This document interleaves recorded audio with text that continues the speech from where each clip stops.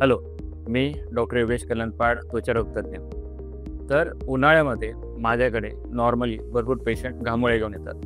आता उन्हाळ्यात त्यांचा प्रश्न असतो की सामान्य टाल्कम पावडर आणि विशेष घामोळ्याची पावडर यामध्ये काय वापरावं? आता माझ्याकडे बरेच पेशंट येतात उन्हाळ्यामध्ये, त्यांना भरपूररित्या प्रिकली हीट किंवा घामोळे येतात स्किनवरती. आता जे नॉर्मल टाल्कम पावडर आपण जे वापरतो त्यामध्ये फक्त घाम शोषून घेण्याचे गुणधर्म असतात.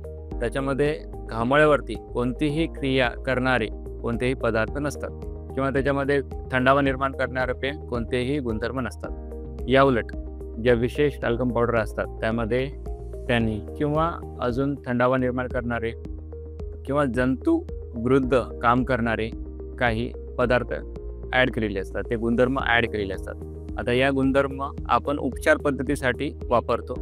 त्याच्यामुळे घामोळ्या येण्याची जी प्रक्रिया असते ती घामोळ्या येण्याच्या प्रक्रियेविरुद्ध ते काम करतात. आता आपल्या घामाच्या ज्या ग्रंथी असतात त्याच्यामध्ये क्लॉगिंग होऊ शकते, इन्फ्लमेशन होतं. इन्फ्लमेशनमुळं सेकंडरी इन्फेक्शन पण होण्याचे चान्सेस वाढतात.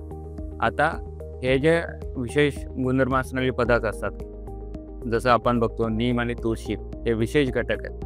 ह्याचा वापर जंतुनाशक किंवा घाम शोषून घेणारे पदार्थ म्हणून असतात. हे ज्या टाल्कम पावडरमध्ये आपण बघतो त्याच्यामध्ये काय होतं की तुम्हाला घामोळ्या येण्याची प्रक्रिया आहे ती प्रक्रिया थांबलेली असते आणि ह्याचा तुम्ही रेग्युलर वापर जरी केलात बऱ्याच महिन्यांसाठी पण तरी ते तुमच्या स्किनवरती काही अपायकारक गोष्टी करत नाहीत. त्याच्यामुळे हा रेग्युलर यूजसाठी तुम्ही विशेष गुणधर्म असणारे पावडर वापरू शकता, जे की तुमच्या नॉर्मल साधारण टाल्कम पावडरमध्ये नसतात आणि हे तुम्हाला घामोळ्यापासून वाचवतात आणि स्किन तुमची हेल्दी ठेवतात.